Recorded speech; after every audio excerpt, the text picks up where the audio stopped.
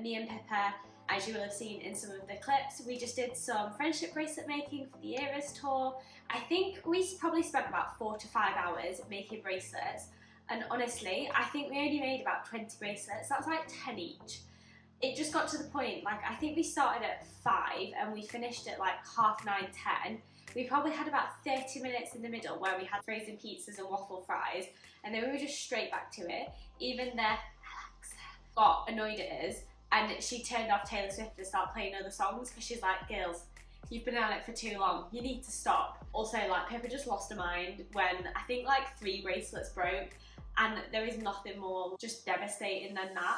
If you are making Eras Tour's bracelets, I'm going to give you some tips. Okay, number 1, make sure that you do not detach the elastic from the reel that it is on, because then you've got 2 ends that your beads can fall off of, and you don't need that.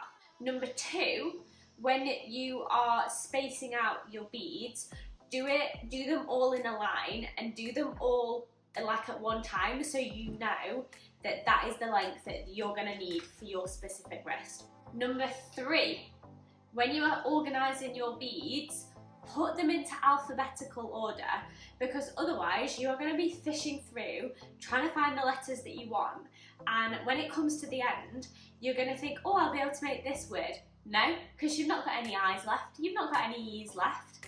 Oh, you need a G? Not happening. So if you have them all in piles in front of you, it is going to make it so much easier.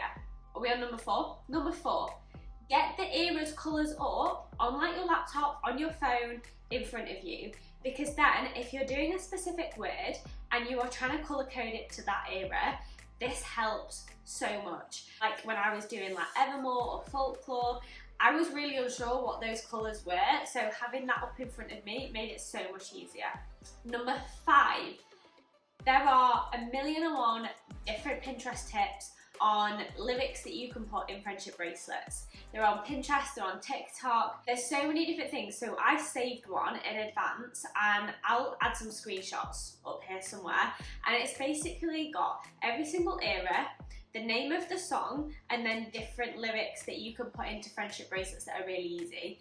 This saves so much time. When we were stuck for ideas, this really helped, and it made making the ones that we want to trade a lot easier. Number 6, when it comes to tying the knots on your bracelets, because this is what got Pippa, you need to like knot it, double knot it, then do the loop, knot it. Then I always super glue it a little bit, just so it secures in place. And also, if you're making them to trade, make them bigger than your wrist, because when you have a lot on and you're trying to frantically get them off, use a really stretchy elastic, one that you can easily get off, and if it is bigger than your actual wrist, it's more likely going to fit the person that you're wanting to trade with, if you're like me and have tiny wrists. Number 7, do I have a 7th? I feel like that's all my tips. Just like prepare. It is an endurance sport. Also, I'm sorry if you can hear the background noise, it is so warm today. But honestly, friendship bracelet making is an endurance sport. You're going to be at it for 5 hours and have only made about 6 bracelets. You are going to get a hunchback, your neck is going to hurt, you need to hydrate girlies, have your Stanley next to you, have a sippy cup, because you're going to forget how much time has passed, and then you will look up and be like, and you're going to need some hydration. So that is my other tip.